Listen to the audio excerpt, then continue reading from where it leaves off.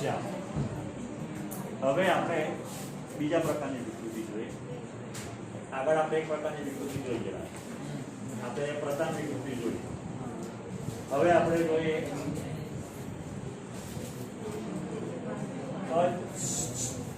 કદ વિકૃતિ અને કદ પ્રતિબળ. આપણે જોઈએ કદ વિકૃતિ અને કદ પ્રતિબળ. તો જ્યારે કદ વિકૃતિ ઉત્પન્ન કરવાની હોય ત્યારે એ બાબતનું ધ્યાન રાખવું પડે કે આકાર વિકૃતિ ઉત્પન્ન નહીં થાય. કારણ કે આપણે એટ અ ટાઈમ એક જ વિકૃતિ ઉત્પન્ન કરવાની છે. બરાબર છે. ઉદાહરણ તરીકે આપણી ઘરે આપણી મમ્મી રોટી બનાવતી હોય ત્યાં કરે તો શું થાય? આકાર બદલાઈ જાય. પણ આપણે આકાર નથી બદલવાનો, આપણે કદ બદલવાનું છે. તો કદ બદલવા માટે આપણે શું કરવું પડે? તો ઉદાહરણ તરીકે ધારો કે આપણી પાસે આવો કોઈ ગોળાકાર પદાર્થ છે. બરાબર? તો એ ગોળાકાર પદાર્થની આપણે જો એક જ બાજુએથી બે બાજુથી બળ લગાડીએ કે દબાણ લગાડીએ તો બળ લગાડીએ બળ તો એ આકાર બદલાય. બરાબર? બે બાજુએથી લગાવીએ તો બી આકાર બદલાય. પણ બધી જ બાજુએથી લગાડીએ તો એનો આકાર નહીં બદલાય, એનું કદ બદલાય. ઉદાહરણ તરીકે બીજું એક આપો કે બધી સપાટીની દરેક બાજુથી આપણે એક સરખું એના ઉપર બળ લગાડીએ. બરાબર? તો એનો આકાર બદલાય છે નહીં, હવે માત્ર એનું શું બદલાય? એક દિવસ માસી પોતું કરતા તમે જોયું તમે કેમ પોતું આમ કરે?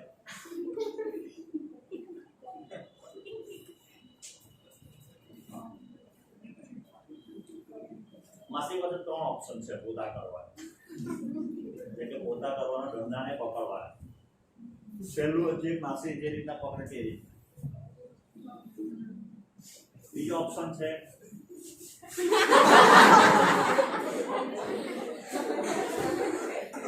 ત્રીજો ઓપ્શન છે સુતા સુતા કે બેઠા બેઠા.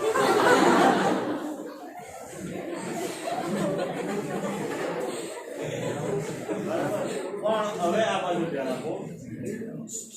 જો આ રીતના માસી પોતું કરે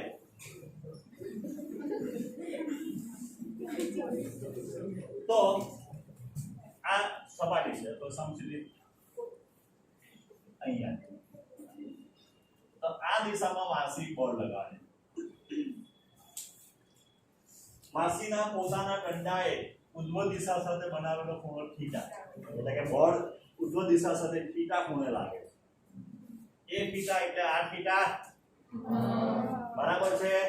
એ થીટા એટલે તરત જ આપણને ખબર પડે કે આ થઈ ગયું f sin થીટા. બરાબર છે? ને આ થઈ ગયું f cos થીટા. બરાબર છે? તો આમ પોતું કરવાથી શું થાય? તો બળના બે ઘટક ઉત્પન્ન થાય. એક ઘટક ઉત્પન્ન થવાનો સપાટીને સમાંતર ને બીજો ઘટક ઉત્પન્ન થવાનો સપાટીને લંબ. જે સપાટીને સમાંતર ઘટક છે એ કાં તો આકાર વિકૃતિ ઉત્પન્ન કરશે અથવા પદાર્થને ગતિ કરાવે. ને જે લંબ ઘટક છે એ શું કરશે? તો એમ કે એ સપાટીને લંબ રૂપે લાગે તો એ દબાણ ઉત્પન્ન કરશે. એ શું કરશે? દબાણ ઉત્પન્ન કરે. એટલે આ રીતના પોતું કરવાથી થાય શું? કે બંને ઘટક ઉત્પન્ન થાય. કે f sin θ ઘટક એ પોતાને ઈઝીલી મૂવમેન્ટ કરાવશે. એક જગ્યાએથી બીજી જગ્યાએ, નહીં તો એક જ જગ્યાએ માસી પોતું માર્યા. ને f sin θ ઘટક શું કરશે? એ પોતાને જમીન સાથે બરાબર દબાણ ફિટ કરશે. થોડું બળ લગાડે એટલે કે પોતું બરાબર થાય. જો માસી આમ પોતું કરે તો ઉદ્ધવ દિશા સાથેનો ઘટક θ બરાબર 0 થઈ જાય. ખૂણો તો 0 થઈ ગયો તો cos 0 બરાબર 1 ને sin 0 બરાબર 0. એટલે સમશીતોષ્ણ દિશાનો ઘટક ઉત્પન્ન થાય નહીં. એટલે પોતું ઈઝીલી મૂવમેન્ટ કરી શકે. માસે સુધા સુધા પોતું મારે તો થીટા બરાબર 90 થઈ જાય. તો થીટા બરાબર 90 થાય તો sin 91 cos 90 0. એના કે મૂવમેન્ટ ઈઝીલી થાય તો પોતું બરાબર નહીં થાય. એટલે માસી પોતું આપે. એટલે હવે જો ધારો કે આપણે એમ કહી શકાય કે આકાર બદલવો હોય તો આપણે કદ બદલવું, કદમાં ફેરફાર કરવો હોય તો સપાટીને લંબ રૂપે બળ લગાવવું. જો લંબ રૂપે બળ નહીં લગાડીએ, બરાબર છે, સપાટીની બધી બાજુથી લંબ રૂપે બળ લગાવવું તો જ એનામાં માત્ર કદ વિકૃતિ ઉત્પન્ન થાય, એ તો આકાર વિકૃતિ ઉત્પન્ન થાય. આ કદ એનું નામ.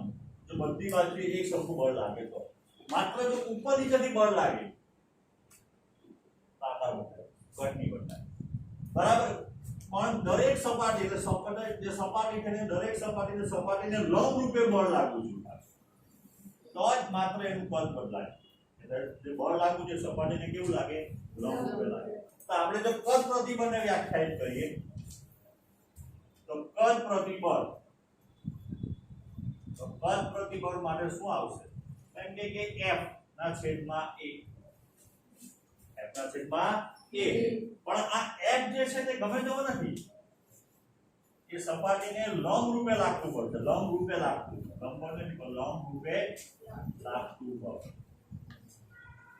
બરાબર ને એ એટલે ક્ષેત્રફળ. અથવા તમે લખી શકો f cos θ છેદમાં a. બરાબર છે. સપાટીને કોઈ પણ સપાટીને એકમ ક્ષેત્રફળથી લંબ રૂપે લાગતું બળ. શબ્દ સમૂહ માટે એક શબ્દ આપો.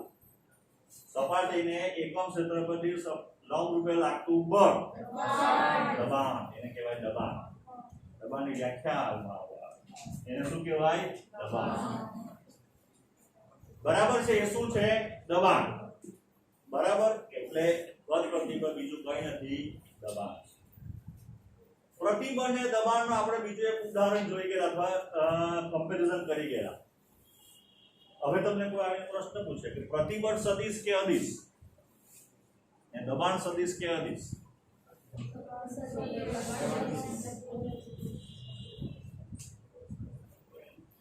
વિચારેલા હોમવર્કમાં કોઈ હોમવર્ક બી આપો. અરે દોરે કે તો આ લોકો આ પીસા તો હોમવર્ક બી નહીં આપે.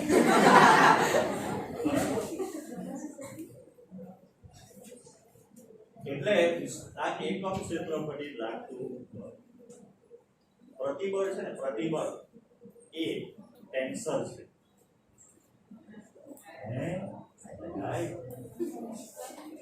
પ્રતિબળ ત્રણ પ્રકારની ભૌતિક રાશિ છે: વેક્ટર, સ્કેલર ને ટેન્સર.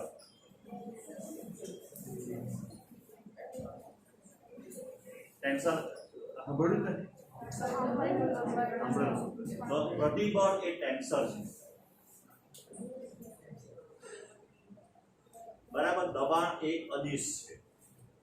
પછી જ્યારે પ્રતિબળ છે એ ટેન્સર છે. એ એક સમજો. ત્યારે તમને એક ઉદાહરણ આપું સમજવા માટે. તમે નાના હતા ત્યારે આવું આવી ગયું બીજી પાસે કેમેરામાં દેખાડે શું લાગે છે?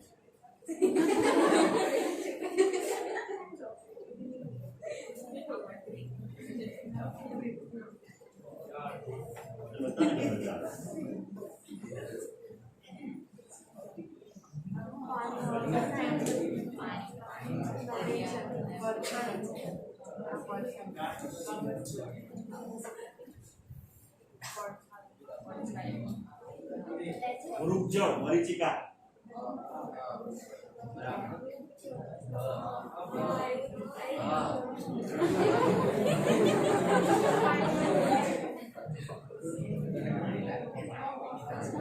ભાઈ આવું આવી ગયું ગુણાંતિક પરાવર્તન. તો જે હવા જમીન સાથે સંપર્કમાં છે તે જમીન ગરમ હોય હવા બી ગરમ થાય એમ કરતા તો નીચેથી જેમ ઉપર જાય તેમ વક્રી પવનાંક જે છે તે વધતો જાય. વક્રી પવનાંક ઉપરથી નીચે આવે તો વક્રી પવનાંક ઘટે. તો તમે ઉપરથી નીચે આવો તો વક્રી પવનાંક ઘટે, પણ આમ જાઓ તો વક્રી પવનાંક અચળ. એટલે એની જુદી દિશામાં અસર જુદી. પ્રતિબળ બી આપણે જોઈ ગયા બધી દિશામાં નહીં લાગે. એટલે અમુક દિશામાં છે, અમુક દિશામાં નથી, તો એને ટેન્સર કહેવાય. કોઈ એક જ બિંદુ આગળથી જુદી દિશામાં તે ભૌતિક રાશિ જુદી હોય તો એને ટેન્સર કહેવાય. હવે એટલે ભૂલી ગઈ. કોઈ એક જ બિંદુ આગળથી જુદી દિશામાં જો ભૌતિક રાશિ જુદી જુદી હોય તો એને ટેન્શન બોલો બીજાના ટેન્શનમાં હું ક્યાં બીજાના મતલબ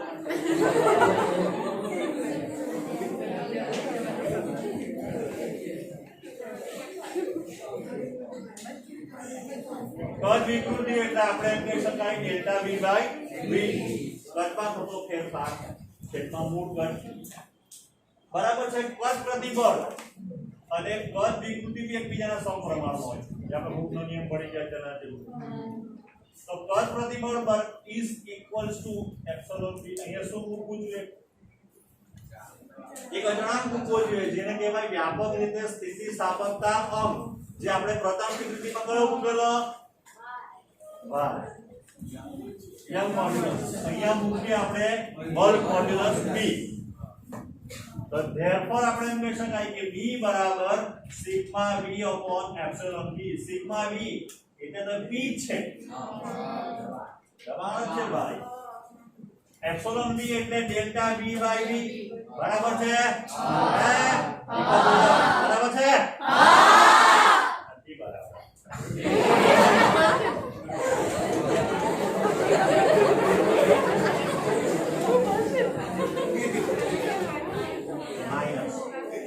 એક મૂકવું પડશે માઈનસ કેમ મૂકવું પડશે પાટીલ કે જો માઈનસ કેમ મૂકવું પડે પાટીલ કે તારે સમને બદલી કાઢો બોલ પાટીલ કેમ માઈનસ મૂકવું પડે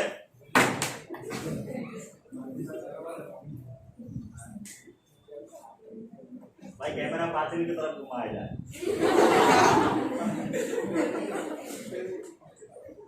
कोई बोलो चलो पाटिल सिवाय ना बोल भाई वाह जैसे क्या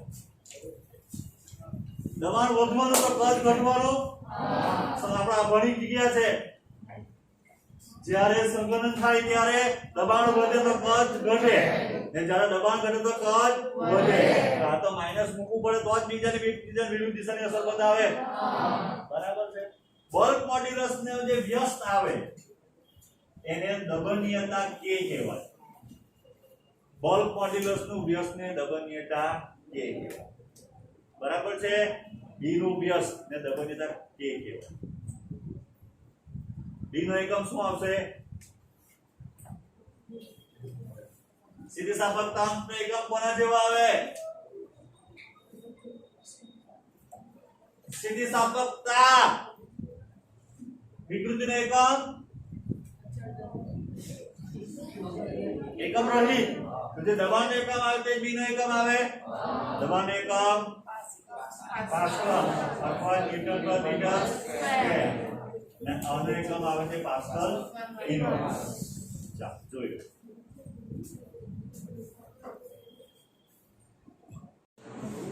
ચાલો હવે આકાર અત્યાર સુધી આપણે ભણી ગયા એક જ વિકૃતિ બરાબર છે આ બંને બોક્સનો આકાર કેવો છે આજ મારે સમજાવવું તો મારે બે બોક્સ લાવવા પડ્યા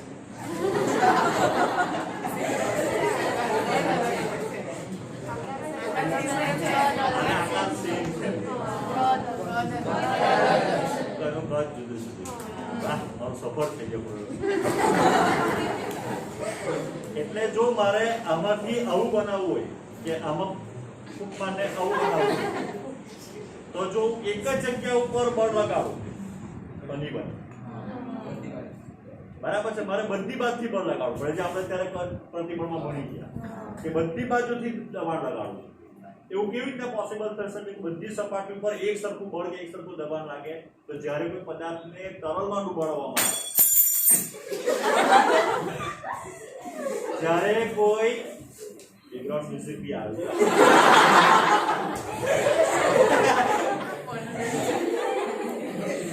તો તરલમાં જ્યારે આપણે ડુબાડવામાં આવે તો ત્યારે એવું બને કે બધી સપાટી ઉપર એક સરખું આ બાજુ આ બાજુ આ બાજુ આ બાજુ તો એમાંથી આવું આનો આકાર સમઘન છે કે લંઘન છે તો આનો બી લંઘન જ આકાર આમાંથી આવું બની જાય તમે દબાણ ઘટાડો તો આમાંથી આવું બની જાય હવે ધારો કે આપણે શું કરવાનું છે તો એમાં કદ વિકૃતિ નથી ઉત્પન્ન કરવાની આકાર વિકૃતિ ઉત્પન્ન કરવાની એનો આકાર બદલવાનો બરાબર છે। તો પહેલું શક્યતા આવી છે બરાબર હું સ્પર્શીય બળ લગાવું બરાબર। હવે આ જે યલો કલરની સપાટી છે તે ટોપ પર છે એટલે હું જે સ્પર્શીય બળ લગાવતો છે તે તમારે આના પર છે એવું નથી માનવાનું આના પર છે કારણ કે આના પર તો લોંગ થશે समझ पड़ी देखते क्या होता है ये तो गति में आ गया बराबर એટલે સ્પર્શીય બળ લાગતું હોય તો ત્યારે હંમેશા સપાટીને સમાંતર ઘટક ઉત્પન્ન થયેલો છે તો જ એ ગતિ કરે। તો આકાર કેવી રીતના બદલવો પડે તો આકાર બદલવા માટે આપણી પાસે ઓપ્શન એ એને નીચેથી જડિત કરી દો ફિટ નીચેથી ફિટ કરી દો। હવે તમે સ્પર્શીય બળ લગાવો આકાર બદલાઈ ગયો સકાવાળા જેવા થઈ ગયો જેમ વધારે આકાર વિકૃતિ ઉત્પન્ન થાય તેમ આ જે છે તે વધતું જાય સમજ પડી આકૃતિ દોરે સમજ જાય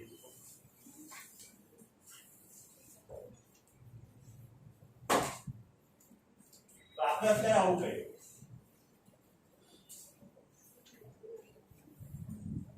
આને આપણે જડિત કરી દીધું પછી આપણે શું કર્યું અહીંયાથી એના ઉપર સ્પર્શીય બળ એટલે એને લીધે એનો આકાર આવો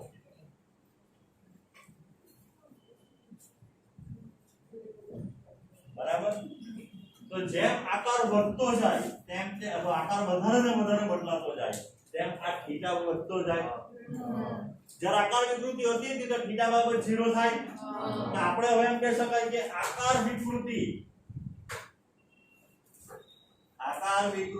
એપ્સિલોન tn ગમે તે એપ્સિલોન બરાબર હું લખી શકું થીટા ટેન્જન્ટ થીટા કોઈ બી લખી શકાય જો આ a થી a' જેટલું ખસી જાય આની ધારો કે આપણે કે લંબાઈ કે ઊંચાઈ l આ ડેલ્ટા l જેટલું થાય તો થીટા બરાબર શું લખાય થીટા બરાબર શું લખાશે અદિતિ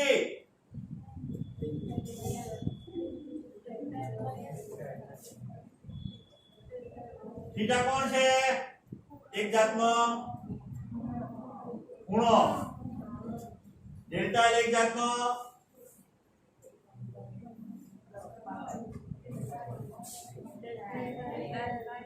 ખૂણો બરાબર સૂત્ર છે 7 ત્રિજ્યા ટેન્જન્ટ થીટા over સામેની બાજુ ભાગ્યા પાછળની બાજુ સંખ્યા બોલો डेल्टा l आकार विकृति उत्पन्न થઈ ગયા બરાબર છે। ધારો કે આપણે આવું કરી દઈએ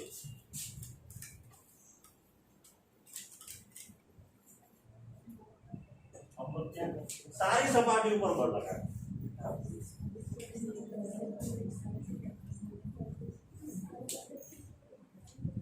આપણે બધી સપાટી પર સ્પર્શીય બળ લગાડ તો क्या होगा બધી સપાટી આવું થઈ આકાર બદલાવવાનો છે ને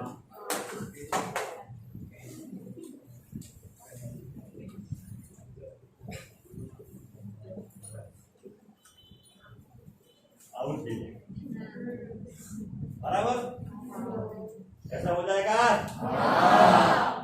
तो आकार विकृति जो उत्पन्न होगी जो थीटा बोलेंगे हम उसको तो ये थीटा बाई 2 होगा और ये भी थीटा बाई 2 होगा टोटल थीटा हो ऐसे नीचे आए હવે આકાર પ્રતિબળ બરાબર શું લખી શકાશે સ્પર્શીય બળ સપાટીને સમાંતર બળ કે સ્પર્શીય બળ જે આકાર વિકૃતિ માટે જવાબદાર છે और पढ़ेंगे सिग्मा ए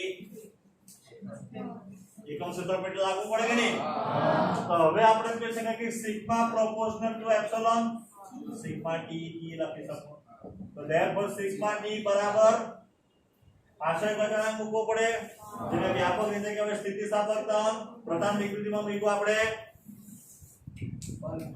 y પ્રધાન વિકૃતિની લંબાઈ ની વર્ગ વિકૃતિમાં મૂકો વર્ગ b અહીંયા મૂકીએ આપણે મોડ્યુલસ ઓફ રિજિડિટી દ્રઢતા અંક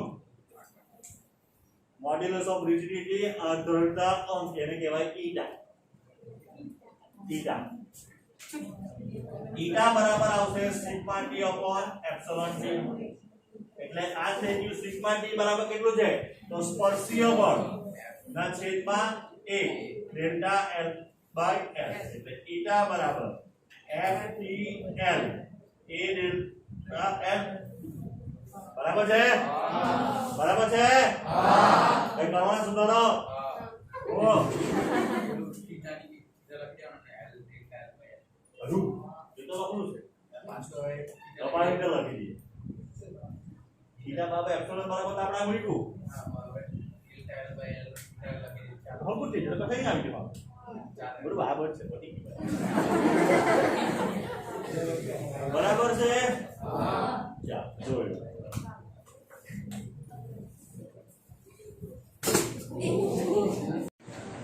જા તો પોઈસન ગુણોત્તર ઉપર કે વૈદ્ય સમજીએ જેને આપણે મ્યુ કાં તો સિગ્મા વડે દર્શાવે આપણે મ્યુ દર્શાવે તો આપણે ધારો કે આપણી પાસે તાર કે કોઈ પદાર્થ છે હા સોરી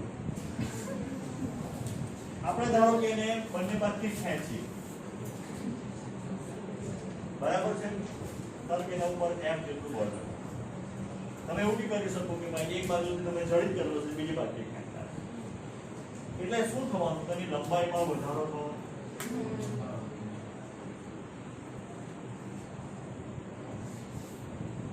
બરાબર તમે ઊંધો વિચાર કરો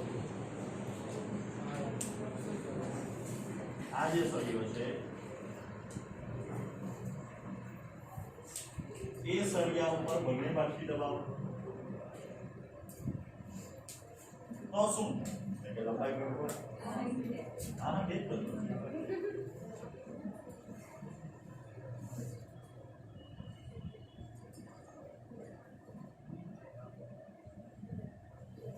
તમે બરાબર ધ્યાનથી જોયું હોય આપણું ધ્યાન ખાલી લંબાઈ પર જ હતું હા પછી બરાબર ધ્યાનથી જોયો તો બીજું બી કઈ બદલાતું છે જ્યારે આપણે ખેંચો લંબાઈ વધી તો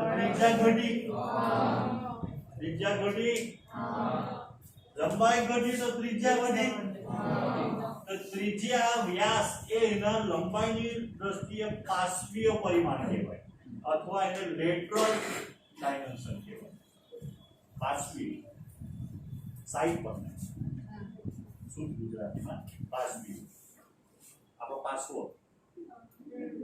એના પછી પાર્શ્વીય આ આપણી લંબાઈ આ પાર્શ્વીય બરાબર એટલે પાર્શ્વીય પરિમાણ કહેવાય તો પાર્શ્વીય પરિમાણમાં બી ફેરફાર બરાબર છે જો અહીં આપણે એમ કહી શકાય કે કોઈ બી પરિસ્થિતિમાં જ્યારે નોર્મલ પરિસ્થિતિ હતી ત્યારે એની ત્રિજ્યા આપણે માની લઈએ r છે જો નળાકાર હોય તો એક જ પાર્શ્વીય પરિમાણ આવે ત્રિજ્યા કે વ્યાસ બંને એક જ કહેવાય પછી શું થાય તો કે ત્રિજ્યામાં ડેલ્ટા જેટલો કાં તો વધારો થાય કાં તો ડેલ્ટા જેટલો તો હવે આપણે એમ કહી શકાય કે એના પાર્શ્વીય પરિમાણમાં થતી વિકૃતિ અને પાર્શ્વિક વિકૃતિ અથવા લેટરલ સ્ટ્રેન કહેવાય એપ્સિલોન બરાબર ડેલ્ટા r બાય r તે ત્રિજ્યામાં તો ફેરફાર છે એમાં મૂળ ત્રિજ્યા ધારો કે આપણે લંબઘન લીધેલો છે લંબઘન જેવું તો એના આપણને બે પાર્શ્વીય પરિમાણો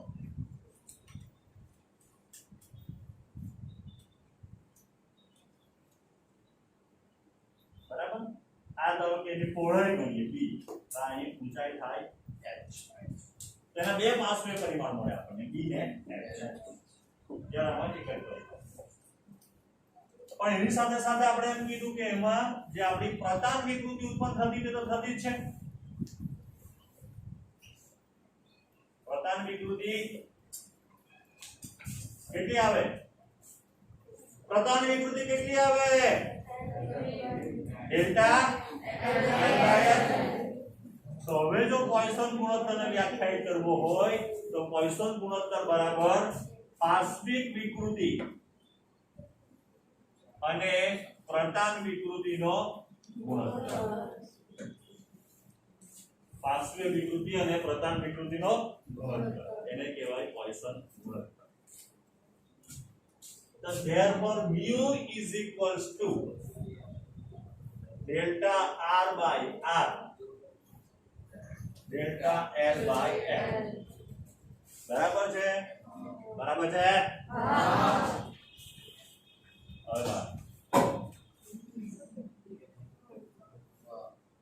अगर लंबाई बढ़ेगी तो त्रिज्या घटेगी. अगर लंबाई घटेगी तो त्रिज्या बढ़ेगी.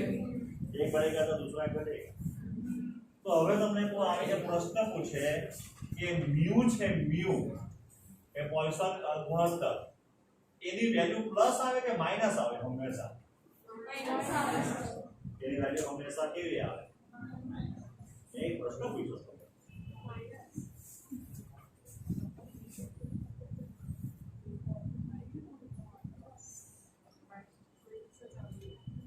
डेल्टा क्या है, डेल्टा आर क्या है और डेल्टा एल क्या है?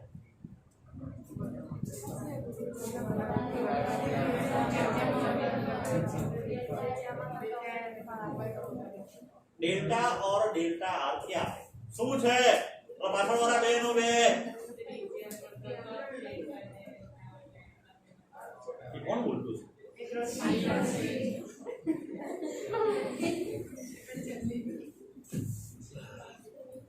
बोल में डेल्टा आर ने डेल्टा एल कौन है?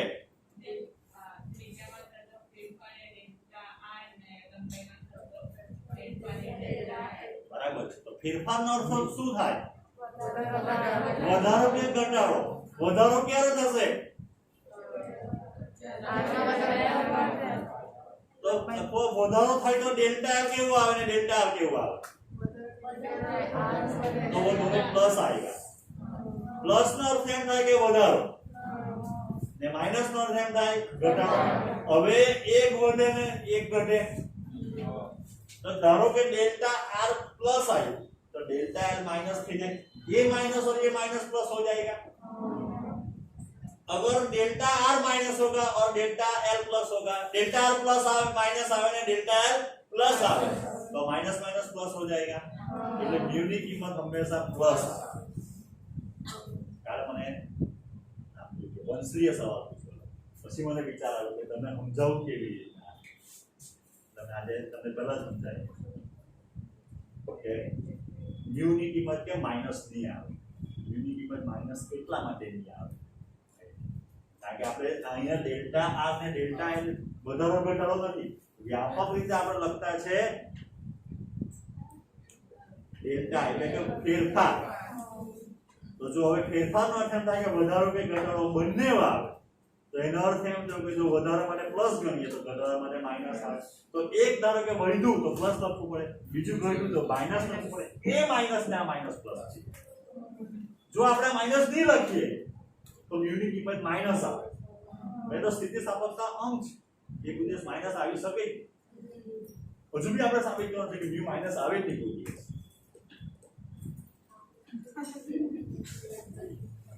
ધારો કે આપણે જે લીધેલો છે નળાકાર તાર સળિયો બરાબર છે way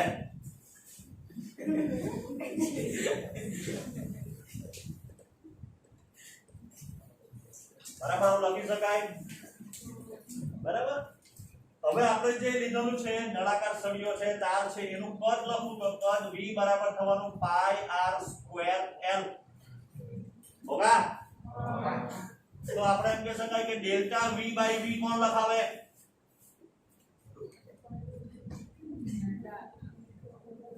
delta v by v કોણ લખાવે?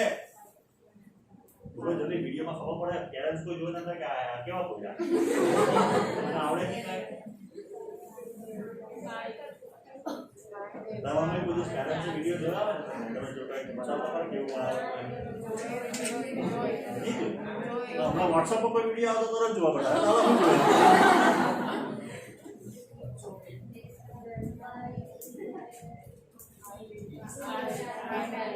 Delta R by R plus delta L by L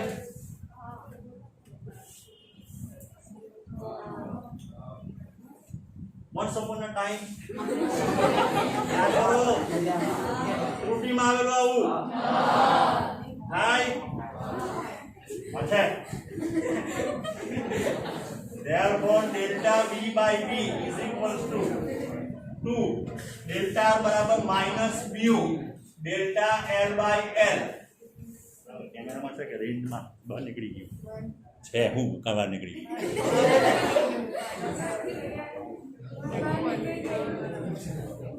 ચાલો plus delta l by l આ તો છે ને તો therefore delta v by v બરાબર -2 mu delta l by l plus delta l by l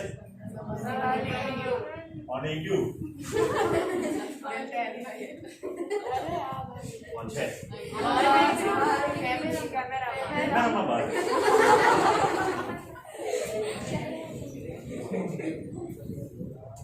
ચાલો એટલે delta l by l -2 mu plus 1 तो डेल्टा v by v बराबर delta l by l 1 minus 2 mu आई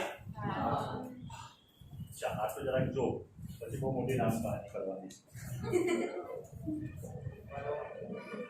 હવે આપણે mu ની કિંમત અથવા મ્યુ ની કિંમતની રેન્જ નક્કી કરવી બરાબર તો ધારો કે આપણે એમ કહેવાય કે આ એક સંખ્યા છે 1 minus 2 જો સંખ્યા કાં તો ધન હોય કાં તો ઋણ હોય કાં તો 0 બરાબર છે તો પહેલા આપણે માનીએ કે 1 minus 2 mu greater than 0 ધન છે એનો અર્થ એમ થાય કે 1 greater than 2 mu એનો અર્થ એમ થયો કે 1/2 greater than mu એનો અર્થ એમ થયો કે mu less than 0.5 બરાબર છે ચાલો આ બાજુ ધ્યાન એનો અર્થ એમ થયો કે આ જે કિંમત છે એ પ્લસ લઈએ આપણે ધન સામે હું લખ્યું આપણે હે પ્લસ લઈ તો એ પ્લસ આપણે એમ કહેવાય કે ડેલ્ટા l સાથે આપણે લખી શકીએ છીએ પ્લસ ડેલ્ટા એટલે આપણને શું મળે તો આપણને આવું મળે ડેલ્ટા v by v બરાબર plus delta l by l અથવા ખાલી પ્લસ મળવાની કિંમત બરાબર અથવા આપણને કિંમત કેવી મળે પ્લસ મળે તો એ આપણને એમ બતાવે કે કદમાં વધારો થાય ચાલો હજુ એક આગળ કરી પછી પાછા અહીંયા આવીએ ધારો કે આવું બનશે 1 minus 2 mu less than 0 so therefore 1 less than 2 અથવા એક કામ છે 0 પર લઈએ ચાલો 0 so therefore 1 equals to 2 mu 1 equals to 2 mu so therefore mu equals to 1/2 અથવા mu equals to 0.5 પણ આ કિંમત 0 મૂકીએ એટલે delta v by v equals to 0 થાય એનો અર્થ એમ થાય કે v અચળ થાય અથવા ડેલ્ટા v બરાબર 0 થાય ડેલ્ટા v બરાબર 0 થયો એનો એટલે વેગમાં ફેરફાર સોરી કદમાં ફેરફાર શક્ય નથી ડેલ્ટા v કેવો મળે આપણને અચળ આ સાચું છે કે ખોટું છે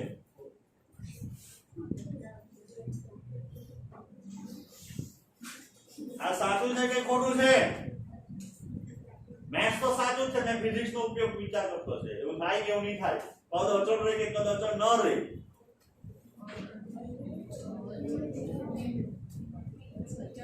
અચળ રહે કે અચળ નહીં રહે કેવી રીતના અચળ નહીં રહે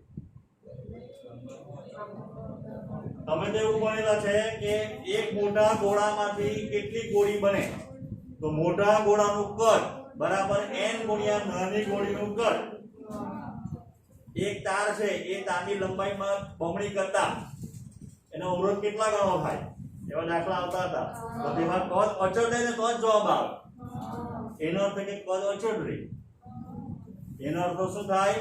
કદ અચળ રહે. એટલે આ સાચું છે, પણ મેથ્સની દ્રષ્ટિએ સાચું છે, ફિઝિક્સની દ્રષ્ટિએ ખોટું છે. એટલે સમજો કે હું સમજવાનું છે, એ તો તે સમજવી પડે કે હું સમજવાનું છે. સાચી વાત ને? હવે કાગે ચશ્મા ચશ્મા પડે ને આ ખેંચાતી નથી તો તને કેવી રીતે ખબર પડતી?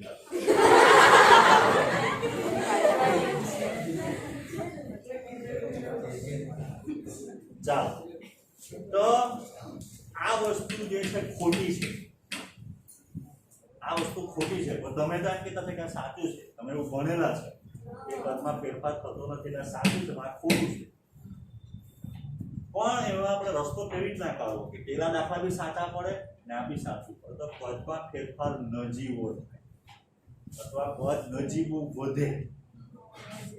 નજીવું કે જે ઈચ્છે ત્યારે આપણે અવગણી શકીએ, કદમાં વધારો થાય. જ્યારે તમે એની અંદર આકાર વિકૃતિ ઉત્પન્ન કરો તો ત્યારે કદમાં વધારો થાય. કેમ વધારો થાય? તો જ્યારે વિકૃતિ ઉત્પન્ન કરો ત્યારે આપણે કહી શકાય કે એનું તાપમાન સહેજ વધે છે. તાપમાન સહેજ વધે. તમે કાલે જ્યારે આવો ને સ્કૂલમાં ત્યારે તમારો જ્યારે વારો આવે બધું ચેક કરતા હોય ત્યારે કરાવજો જરાક તાપમાન તમારું વધારે રહે. પછી આમાં કરી દો તો તાપમાન ઘરે જ આમ કહી દે.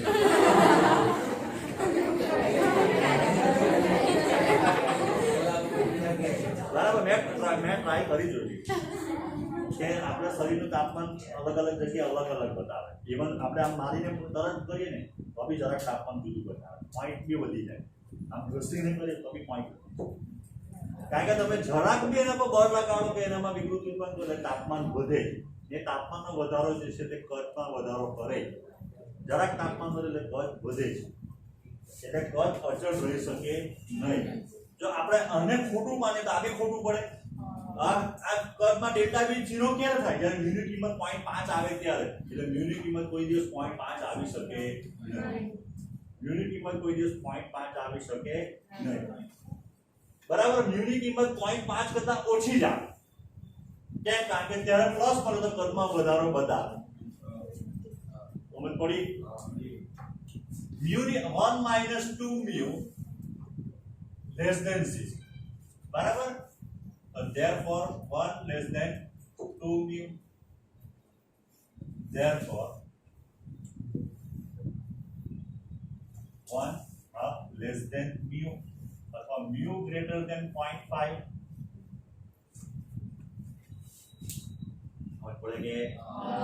એટલે મ્યુની કિંમત 0.5 કરતા જો વધારે લેવામાં આવે તો સાદી ભાષામાં તમે જો કે કિંમત તમને ઋણ મળે તો ઋણ ને બતાવે કે કદ ઘટે. ઋણ તમને બતાવશે કદ ઘટે. એ શક્ય એટલે મ્યુની કિંમત 0.5 બી નહીં આવી શકે, 0.5 કરતા વધારે બી નહીં. મ્યુ 0 આવે કે તે ચેક કરી લો. mu = 0 તો ડેલ્ટા v/v = ડેલ્ટા l/l. બરાબર છે? અથવા જો તમે પેલું જ આપણો સૂત્ર તારેલું હતું તેના તરફ જો તો mu બરાબર આપણે કીધું તો પાર્શ્વીય પરિમાણ વિકૃતિ છેદમાં પાર્શ્વીય પ્રતાપ વિકૃતિ. તેનો અર્થ કે પાર્શ્વીય વિકૃતિ ઉત્પન્ન જ થાય. mu 0 ની કિંમત અર્થ છે પાર્શ્વીય વિકૃતિ ઉત્પન્ન જ થાય. એના કદમાં ફેરફાર થાય તો પાર્શ્વીય વિકૃતિ ઉત્પન્ન નહીં થાય. એવું પોસિબલ છે? આપણે નેક્સ્ટ એપિસોડમાં જોઈશું. ચાલો, હવે સ્થિતિસ્થાપકીય સ્થિતિ ઊર્જા આપણને આવી ગયું છે તો આપણે પહેલા જોઈ લઈએ. સ્થિતિસ્થાપકીય સ્થિતિ ઊર્જા આપણે સ્પ્રિંગ માટે મળી ગયા છે.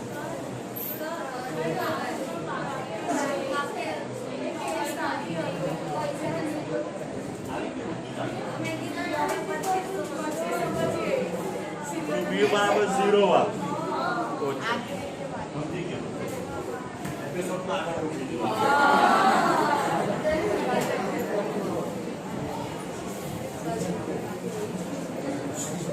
હવે આપણે એમ કીધું કે mu = 0. mu = 0 એટલે mu બરાબર આપણે જોઈએ કે -delta r/r delta L by L. આ 0 એનો છે કે delta R by delta R by R એ આપણને 0 મળે. એનો અર્થ એમ થાય કે પાર્શ્વિક વિકૃતિ જે છે 0 થાય. પાર્શ્વિક વિકૃતિ 0 એનો અર્થ એમ થાય કે એમાં પાર્શ્વિક વિકૃતિ ઉત્પન્ન થાય નહીં. એમાં પાર્શ્વિક વિકૃતિ ઉત્પન્ન થાય નહીં. તો એવું કેવી રીતે પોસિબલ છે કે એનું કદમાં ફેરફાર થાય પણ એની પાર્શ્વ પરિમાણમાં ફેરફાર નહીં થાય? એ કેવી રીતે પોસિબલ છે? તો કયા પદાર્થ માટે? આપણા ઘરે બૂચ બૂચ બૂચા બૂચ આની ભાષામાં ડટ્ટો બોટલનું ઢાંકણની વાત નથી કરતો, એવો બૂચ આવે. આપણે દવાની બોટલ પર કેવા પર આવતો, અથવા અત્યારે નવા જમાનામાં તમારી ઘરે મમ્મી કદાચ કિચન સાફ કરવા માટે સ્પંજનો ઉપયોગ કરતી હોય, સ્પંજ જાડી ભારે સ્પંજ આવે તો એને તમે દબાવો તો દવાઈ ખરી પણ પોળી નહીં થાય. તો એ પદાર્થ એવા છે કે જેમાં લગભગ આપણે એમ કહી શકાય કે પાર્શ્વીય વિકૃતિ ઉત્પન્ન થતી નથી. બરાબર. ત્યાર પછી આ બાજુ ધ્યાન, આપણે એમ કહીએ કે 1 - 2 mu લેસ ધેન c એટલે કે ઋણ, અથવા આપણે એમ કહી શકાય કે mu તમને ઋણ મળે, mu ની કિંમત ઋણ. તો mu બરાબર ધારો કે આપણે લખી દઈએ -1. તો એનો અર્થ એમ થયો કે delta v by v is equals to delta l by l. બરાબર છે? 1 - 2v. તો delta v by v equals to delta l by l. 1 - 2 into -1.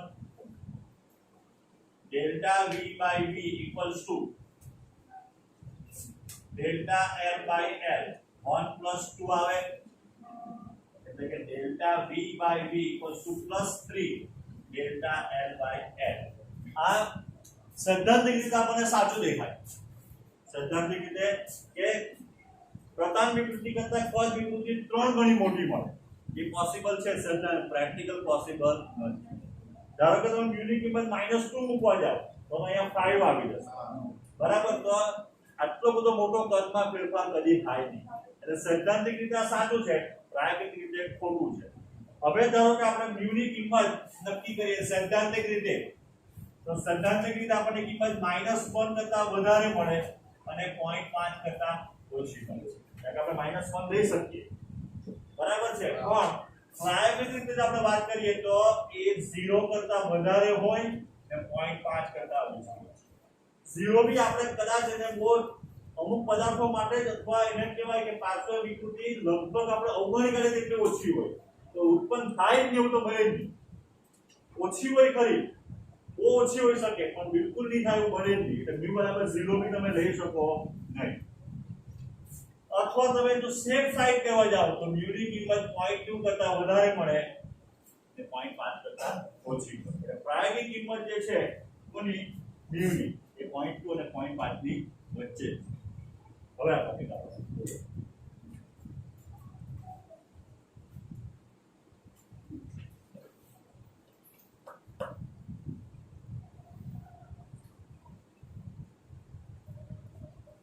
હવે સ્થિતિસ્થાપકીય સ્થિતિ ઊર્જા.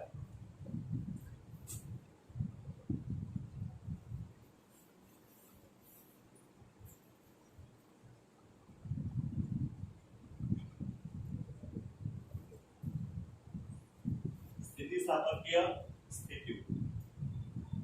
હવે ધારો કે આપણે વિચાર કરીએ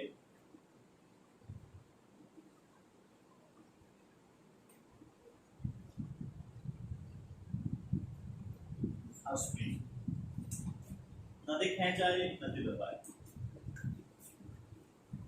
એની બાજુમાં એક નાની ગોળી કે એવું કંઈ મૂકેલા પડી ગયું, અને પકડીને છોડી દીધી, શું થાય? કઈ. પણ હવે આપણે એમ કહી શકીએ કે આ જ સ્પ્રિંગને આપણે તમે દબાવો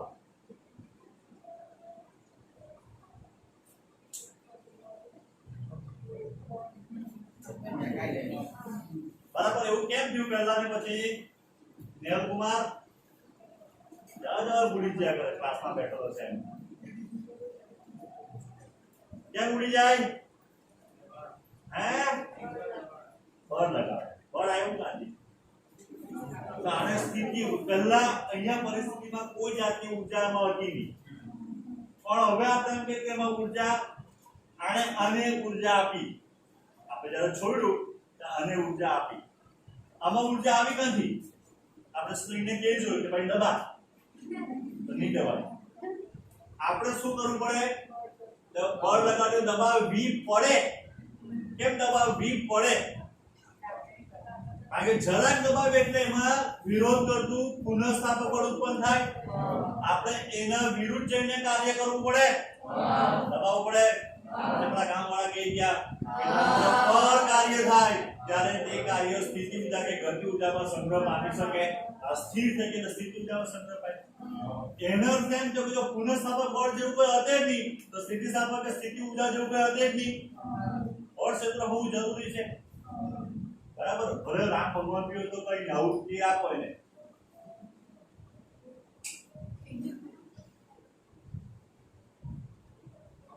મારી બતાવો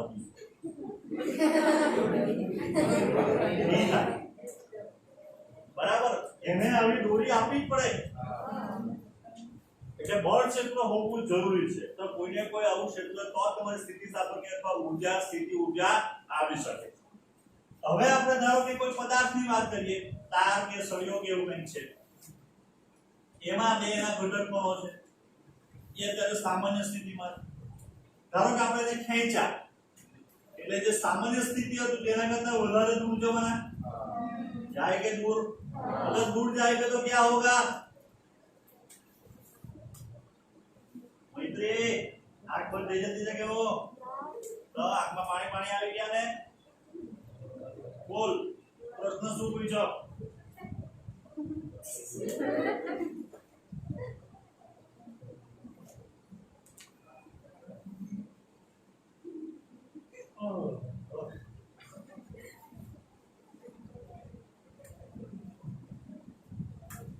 રિસર્ચમાં 10 મિનિટ મળે મોડી રિસર્ચમાં તો એકદમ આખો લાગીને સુઈ દો ત્યારે તમે લોકોને પણ અમુક તો લોકો ફરે પેલી ટાઈસ પર પંપ કરવાનું બાકી છે ચાલો આ બધી સ્કૂલમાં ફરી આવો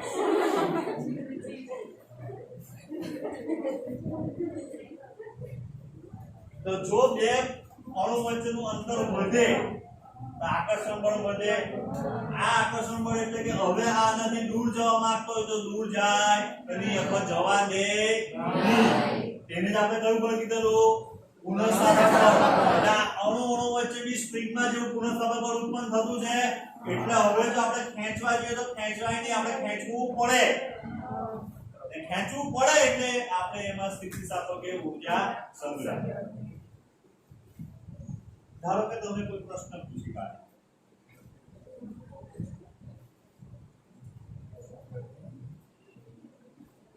અણુઓની સ્થિતિ ઊર્જા કરતા ગતિ ઊર્જા ઘણી બધી વધારે છે ગતિ ઊર્જા સ્થિતિ ઊર્જા લગભગ સરખી જેવી છે ને ગતિ ઊર્જા ખૂબ ઓછી છે સ્થિતિ ઊર્જા કરતા આ ત્રણે ત્રણ કયા દ્રવ્યના સ્વરૂપ હશે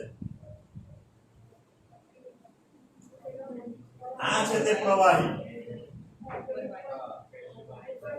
અટકાવને ટ્રાય કરે જો તો જવાબી દે એ ટ્રાય તો કરી જો આમાં વાયુ કોઈ સમજ નહીં મળે એ રખડા જ કરે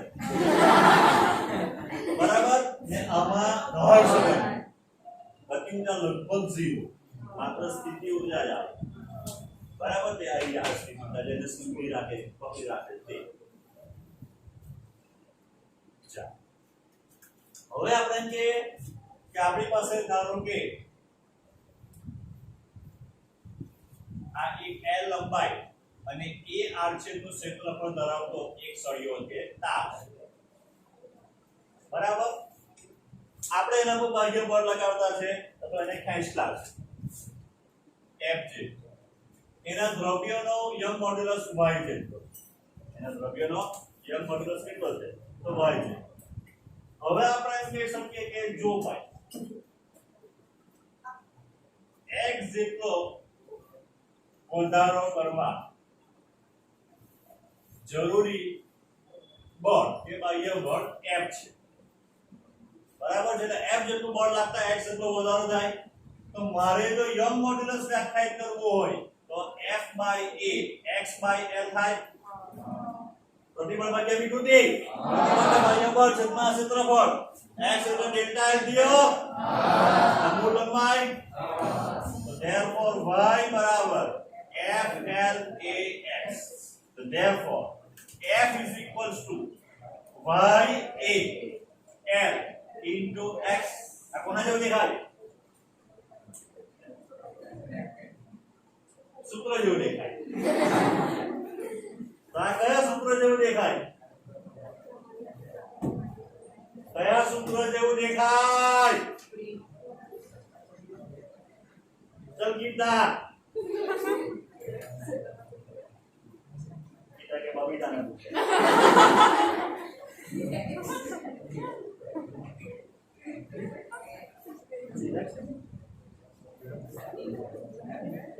તારી મેચ રાખવાની છે આપણે આવડી ગયો મે રૂબી હાલે એ કોમ્પિટિશન માં રૂબી ડેવિસ કાઈ ભાઈ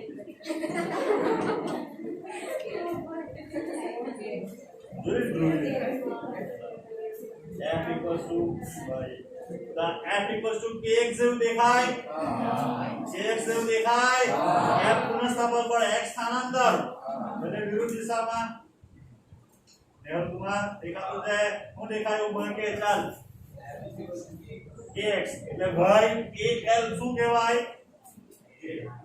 k એટલે કોણ સરળ અચળાંક બળ અચળાંક કે સ્પ્રિંગ અચળાંક એટલે વ્યાપક રીતે કહેવાય બળ અચળાંક એટલે જો આ તંત્ર જે છે તંત્ર એટલે કોણ L લંબાઈનો સળિયો ક્ષેત્રફળ એનું a ને y તો એનો બળ અચળાંક y a by L હવે મારે ડેલ્ટા L જેટલી લંબાઈમાં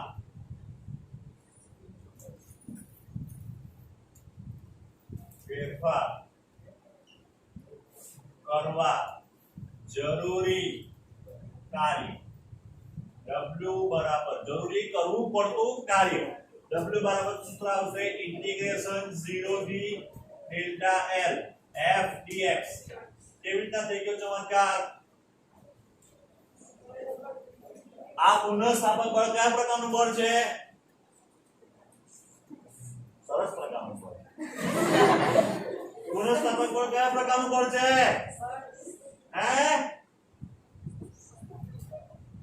જે બળ સમય અને સ્થાન જે બળ સમય અને અથવા સ્થાન સાથે બદલાય તે બળને ચર બળ કહેવાય ને પેલું ચર બળ હતું તો કારણ બેઠું સૂત્ર છે ઇન્ટિગ્રેશન f dx ચાલો w બરાબર integration y a l x dx 0 to delta l થાય કે ચાલો therefore w બરાબર y a by l x નું સંકલન થઈ ગયું x square by 2 0 to delta l થાય કે w બરાબર 1/2 y a l x બરાબર delta l મૂકવું પડે તો કરવું પડતું કાર્ય w બરાબર 1/2 y a l into delta l square થાય થાય કે તો આપણે ધારો કે અહીંયા માઈનસ મૂકતે કારણ કે સ્થાનાંતર અને બળ એકબીજાની વિરુદ્ધ દિશામાં છે તો માઈનસ ચલતું આવશે ચલે આવશે અહીંયા આવશે પણ આપણે માઈનસ ને સામા વાપરી કાઢ્યું તો અહીંયા આપણે બોલ્યું જરૂરી કરવું પડતું કાર્ય ના નામ પર આપણને કે જે કાર્ય કરે તે કાર્ય સ્થિતિ ઊર્જાના સંગ્રહમાં તો સ્થિતિ ઊર્જા u બરાબર આપણને મળશે w બરાબર u બરાબર 1/2 y a by l into delta l square આ સ્થિતિ સ્થાપકીય સ્થિતિ ઊર્જાનું સૂત્ર આવ્યું જે આપણને u બરાબર 1/2 ay square જેવું દેખાય જરા કિંમત રાખીને જોતા રહેજો u બરાબર 1/2 y a l square into delta l square લખાયું હા લખાયું હા પછી l મૂકો પડે તો l વડે ગુણીને l વડે ભાગ્યું કહેવાય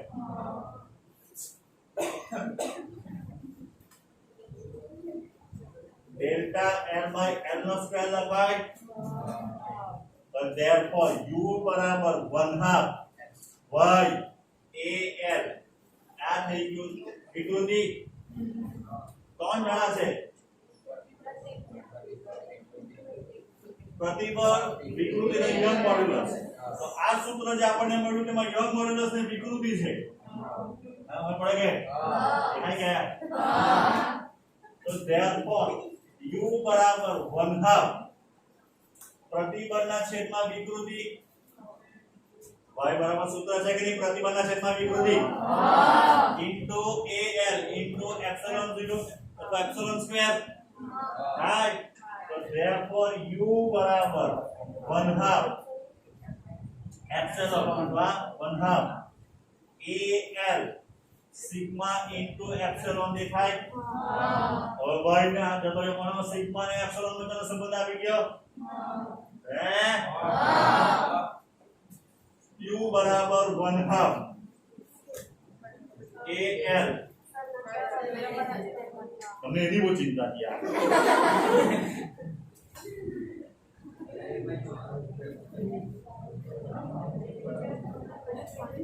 ચાલો 1 ઇન્ટુ સિગ્મા ઇન્ટુ થાય તો u બરાબર 1/2 al સિગ્મા બરાબર મુકાય હવે સિગ્મા પર એપ્સિલોન આ બરાબર મૂકવા સિગ્મા ઇન અપોન y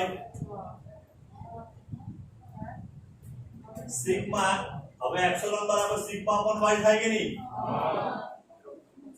તો 1/2 al y ઇન્ટુ સિગ્મા બરાબર તો ત્રણ સૂત્ર મળી ગયા આપણને આમાં y નથી આમાં y નથી આમાં સિગ્મા નથી આમાં y નથી ને આમાં એપ્સિલોન નથી જરા કાટું જોઈ લો ચાલો આ બાજુ ધ્યાન હવે સ્થિતિસ્થાપકતાનો વ્યવહારિક ઉપયોગ અથવા ઉપયોગ કે આપણે જે બધું ભણ્યા કેવો ઉપયોગી છે તો આપણે આગળ એકવાર એક ડિસ્કસ કરી ચૂક્યા છે ધારો કે આપણે વાત કરતા હતા લિફ્ટની આ લિફ્ટનો કેબલ તો અહીંયા આપણે જે વ્યક્તિ લિફ્ટ વજન ધર આપણે mg ગણીએ વજન w બરાબર તો સિગ્મા બરાબર mg બાય a સિગ્મા બરાબર f બાય a થાય કે નહીં તો સિગ્મા બરાબર mg પાઈ r સ્ક્વેર તો r સ્ક્વેર બરાબર mg upon પાઈ સિગ્મા ધારો કે આપણે કોઈ મટીરીયલ માટે અથવા જે આપણે સ્ટીલનો તાર કે જે તાર આપણે લિફ્ટમાં યુઝ કરવાના છે આવ્યા બરાબર છે તો એ તારનો આપણે કીધું સિગ્મા આપણને ખબર હોય આપણે એમ નક્કી કર્યું કે મારે 500 કિલોગ્રામ બરાબર 4 વ્યક્તિ 5 વ્યક્તિને જવા દેવા છે કે અને ધારો કે ગણતરી કરીને આપણે શોધ્યું તો આપણને ધારો કે મળ્યું r બરાબર 1 સેન્ટીમીટર એટલે કે આ જે કેબલ આવે એ કેબલનો વ્યાસ d બરાબર 2 સેન્ટીમીટર d બરાબર કેટલા સેન્ટીમીટર થઈ ગયું 2 તો હવે એ જે તાર છે એ તાર નહીં કહેવાય સળિયો કહેવાય અને ધારો કે પેન છે તો પેનનો વ્યાસ બી આ વ્યાસ 1 સેન્ટીમીટર જેટલો છે તેના કરતાં બી વધારે એટલે જાડો તાર નહીં કહેવાય એને સળિયો કહેવાય તો એનો એક બીજો આપણને ગેરફાયદો શું થાય જો આપણે ત્રિજ્યા ઘટાડવા જઈએ તો પ્રતિબળ વધી જશે અને તાર તૂટી જાય આ લિફ્ટ જે પ્રમાણે કામ કરતી હોય તો ઉપરના ભાગમાં આવું ગોળ ખુલી હોય એમાં તાર વિકળાતો હોય એટલે આ લિફ્ટ ઉપર છે આ ખુલે એટલે લિફ્ટ નીચે આવે તો તમારો જો સળિયો હોય તો સળિયો આવી રીતના વિકળાય નહીં કોઈ દિવસ સળિયોને વિકળાવવું મુશ્કેલ પડે તો એના માટે લિફ્ટનો કેબલ જો તમે ચેક કર્યો હોય લિફ્ટનો કેબલ છે આપણે સ્કૂટર કે સાયકલમાં બ્રેક વાયર છે તમે એને ચેક કર્યો હોય તે કેવું આવે તો આ રીતના બધી નાના તારથી બનાવેલો હોય ગૂંથેલું જેવું હોય આ છોકરીઓ તો બે ચોટલા વાર તો કેવી રીતના વારે તો પહેલા 3 ભાગ કરે વારના પાછા એક ભાગમાં ઝીણા ઝીણા બધા ઘણા બધા વાળો બરાબર છે, પછી 3 ને ભેગું કરીને આખો ચોટલો બનાવે જે ચોટલો વળી બી શકે. તો આ જ રીતે લીફમાં બી આવું કરેલું. એના બે ફાયદા છે. પહેલો ફાયદો ભાઈ, પહેલો ફાયદો એક તો એની ત્રિજ્યા ઓછી નહીં થાય કે વ્યાસ ઓછો નહીં થાય કે જેથી પ્રતિબળ વધી નહીં જાય. બરાબર ને એની સાથે સાથે બરોડ નહીં થઈ જાય કે સીધી સાપડ રહે, મૂવમેન્ટ કરી શકે એટલે વળી શકે તેવો બને. બીજો એનો ફાયદો કયો છે? તો બીજો ફાયદો એનો છે કે આ એક જ કેબલની અંદર ઘણા બધા કેબલ હોય, જેવી રીતે આપણે વારમાં વાત કરી તેમ. એમાંથી પાછો પૂછીને બીજા બે ત્રણ બનાવેલો હોય. એટલે હવે જ્યારે જો એક જ કેબલ હોય, એક જ તાર હોય કે એક જ હોય તો તૂટો એટલે ડીપ પડી જાય. જ્યારે આમાં શું થાય તો બે ત્રણ બનીને આખો ભેગો બનાવો હોય. જેવી રીતે આપણે તો ત્રણ ભાગ પડ્યા વારના, તો એકમાં બી ઘણા બધા તાર હતા, એવા પાછા ત્રણ આખો ચોટલો બનાવ્યો. તો એક તૂટે તો બી પેલા બે જે છે તે રહે. બરાબર છે, તો આપણને સમય મળે. બરાબર છે, લિફ્ટમાં કેબલ બદલવાનો અથવા અકસ્માત નિવારવાનો.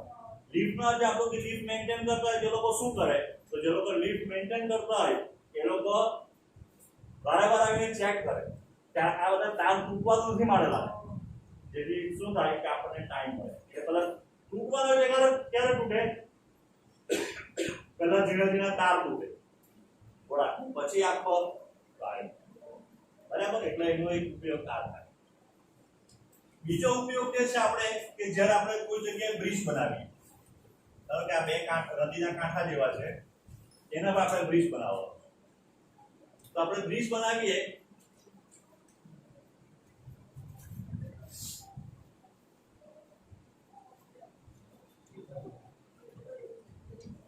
બરાબર. ધારો કે આ બાજુ 3 પરિમાણ જેવું બતાવું, તેના 3 પરિમાણ આવે. એક તો લંબાઈ આ L, આ બ્રિજની પહોળાઈ B, આ બ્રિજની જાડાઈ અથવા ઊંચાઈ D. બરાબર છે. હવે શું થાય તો જ્યારે એનો કોઈ ભારે વાહન આવે, મોટી ટ્રક કેવું કઈ આવ્યું, તો એનું વજન આના પર લાગવાનું. એટલે સામાન્ય પરિસ્થિતિમાં આપણે વિચાર કરીએ તો આના પર વજન લખીએ તો શું થાય? તો એમ કે એનું બેન્ડિંગ થાય, એનું વંકન થાય, નમી પડે. સાદી ભાષા આપણે ઘરે કપડા ફરવાની દોરી મમ્મી ગમે તે બાંધે, પછી કપડા ફરે પછી કેવી થાય? થોડીક નમી જ જાય. જો વધારે પડતી નમી જાય તો તૂટી જશે. તો આ જે નમી પડી નીચે જે જતો રહ્યો ભાગ, તો એ ભાગને જે આ ભાગને કહેવાય વંકન ડેલ્ટા.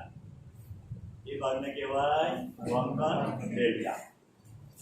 ડેલ્ટાનું જે સૂત્ર મળે આપણને, એ સૂત્ર આપણે સ્વીકારીએ તો WL3 4BD3. જેમ વંકન ઓછું થાય તેમ એ બ્રિજ તૂટવાની શક્યતા ઓછી. તો પહેલો ઓપ્શન છે બેસ્ટ ઓપ્શન, W ઓછું કરો. W એટલે કોના પર આધાર રાખે? W બરાબર mg એટલે વાહનના દળ પર આધાર રાખે. તો ઘણી જગ્યાએ બોર્ડ મારેલો હોય, વાહનો પર પ્રતિબંધ છે, એને જવાની દે. બરાબર, અમુક બહારના જે દેશોમાં તો એવો બ્રિજ હોય, એ બ્રિજની બહાર સેન્સર હોય, એટલે તમે અમુક દળ કરતા વધી જાય તો આગળનો પેલું બેરિયર ખુલે જ નહીં. બ્રિજ પર પાસ આપણે તો બોલા જ જાય. બરાબર, એટલે W પર આપણો બહુ નથી. બીજો એક ઓપ્શન છે આપણી પાસે L, B ને D પર. તો L ને તમે ઘટાડો તો ડેલ્ટા બહુ ઘટી જાય, કારણ કે L ના ક્યુબમાં છે. B વધારો, B એટલે તમે બ્રિજ પહોળો બનાવો.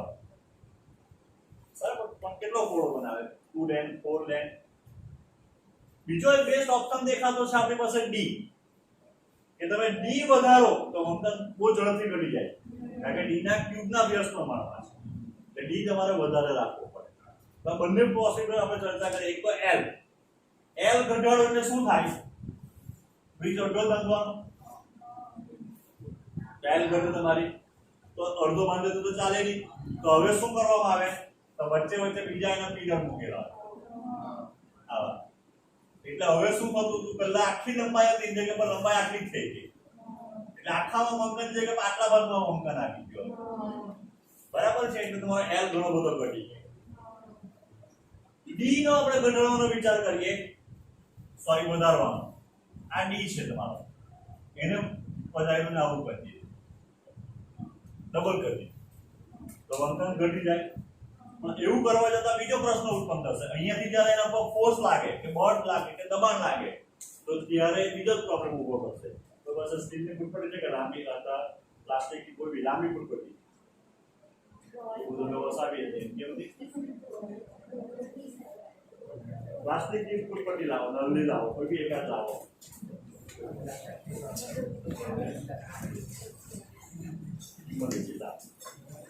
હવે આ જે ફૂટપટ્ટી છે તમે એને ઉપરથી દબાવો તો ત્યારે વાંકી નથી વળતી.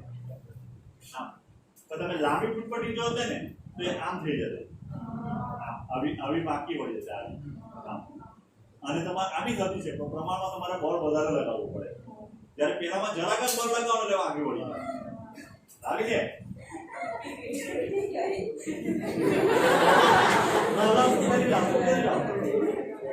આ સ્ટીલની લગાવો તો તૂટેલી બી લાવો.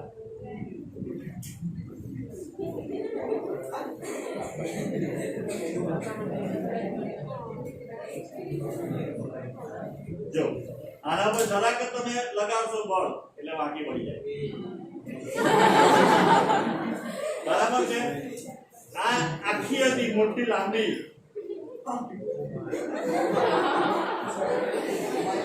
બરાબર છે. તો ત્યારે તમે બળ લગાવશો વાંકી વળે તૂટી ગઈ. બસ આપણામાં બી આવું થાય. અહીંયા જો તમે વધારે કરવા જાઓ તો આમ વાંકી પડે ને તૂટી જાય. હવે આને તમે ગમે રીતે દબાવો ને નહીં થાય, નહીં વાંકી વળે. આ એક જ મટીરીયલ છે. એનું ધારો કે બીજો ભાગ છે તો એના બીજા ભાગમાં થાય બરાબર, પણ એનો જે બીજો ભાગ છે હા એમાં નહીં થાય. મટીરીયલ સેમ છે, જાડાઈ બી સેમ છે, પણ ઊંચાઈમાં ફરક પડી ગયો બરાબર. એટલે જો વધારે પડતું ઊંચું થાય તો એ આમ વળી જાય, આમ આવી રીતના આ બાજુ આમ વળી જાય. એને બકલિંગ કહેવાય. બકલિંગ એટલે બકલિંગ થાય ને તૂટી જાય. જેવી રીતે ફૂટપટ્ટી તૂટી જાય તે પ્રમાણે. તો બકલિંગ નિવારવું હોય તો શું કરવું પડે? કેમ કે ડી ઓછો કરવો પડે. પણ ડી ઓછો કરવા જતાં વંકન વધી જાય. તો હવે ઓપ્શન કયો? તો એમ કે એનો આકાર.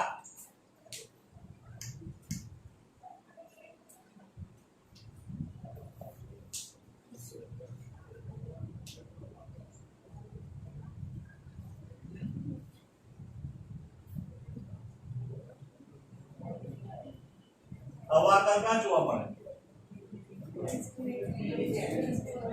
બ્રિજ હોય તેની નીચે આવો આકાર હોય બરાબર છે. ઇવન તમે બરાબર જોજો જે આ ભાગ બે પિલરની વચ્ચે હોય તો એનો આકાર બી તમે જોજો કે આવો હશે, આવો આવો. અથવા રેલવેના પાટાનો આક્ષેપ આવો આવે. કેમ? તો રેલવેના પાટામાં બિચારો ઉપર બળ લાગે બરાબર છે ને જો ઊંચાઈ વધારે પડતી હોય અમુક ઊંચાઈ રાખવી જ પડે તો બકલિંગ થવાની શક્યતા છે. પણ હવે શું થાય? તો એના પરથી બળ લાગ્યું બરાબર છે, આનું ક્ષેત્રફળ વધી ગયું અને આટલું ક્ષેત્રફળ તો હવે આ આમ થઈ ગયું, આ ક્ષેત્રફળ વધી ગયું તો આપણે એમ કે P બરાબર F/A. તો બળ અચળ હોય તો પછી ક્ષેત્રફળ વધે, દબાણ કેવું થાય? ઘટી જાય. એટલે બકલિંગ કેવું થાય? તો દિવાળી શકાય. એટલા માટે રેલવેના પાટાનો આકાર હવે આ જેવો હોય. એનો આર્ટ છે. આ બ્રિજ બધા જે પિલર બનાવે તે બી આ આકારના હોય બરાબર છે. પાણી ટાંકી બનાવતો બી આમ આ આકારની હોય કે જેથી એનું બકલિંગ નહીં થાય. તો આ રીતના બકલિંગ નિવારી શકાય. બીજો એનો ઉપયોગ છે તો દબાણ બરાબર પ્રતિબળ. આપણે જોઈ ગયા છે દબાણનું એક સૂત્ર આપણે પછીના ચેપ્ટરમાં તારવવાના છે H rho g. અથવા તમે કદાચ સાંભળેલું હોય તો આપણે પારિમાણિક વિશ્લેષણમાં સૂત્ર તારવેલું લખાવેલું છે કોઈ સૂત્રનો ઉપયોગ કરવો છે. અથવા દબાણ બરાબર પ્રતિબળ બરાબર સૂત્ર છે P બરાબર H rho g. તો H બરાબર સિગ્મા અપોન rho g. હવે તમે જ્યારે વખત નાના હતા ત્યારે રેતીમાં કદાચ રમેલા હોય તમે પર્વત કે ડુંગર કે ઢગલો બનાવો તો અમુક ટાઈમ પછી એની જાતે તૂટી જતો. એનું રીઝન તો એનું એક બીજું ઉદાહરણ આપું. ધારો કે આપણા ઘરમાં કશે કોઈ જગ્યાએ પાણી લીકેજ થતું હોય ઉપરથી તો પહેલા શું થાય કે ધીરે ધીરે આમ નાનું નાનું બૂંદ બને, પછી એ બૂંદ મોટું ભાઈ ટાપ કરીને પડી. કેમ? તો એ બૂંદ પોતાનું વજન જ પોતે નહીં ખમી શકે. તો એ જ પ્રમાણે જ્યારે ડુંગર કે આવું આપણે બનાવીએ ત્યારે ઉપરનો અમુક ભાગ જે છે તે નીચેના ભાગ પર બળ લગાડે.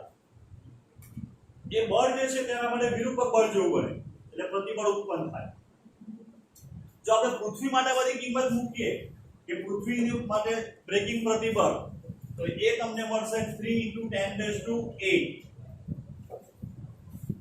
રો એટલે ઘનતા આ 30 છે 30 × 10⁸. આ રો એટલે 3 × 10⁻³ ખડકોની ઘનતા ને g બરાબર 10 લે તો તમને મળે 10⁵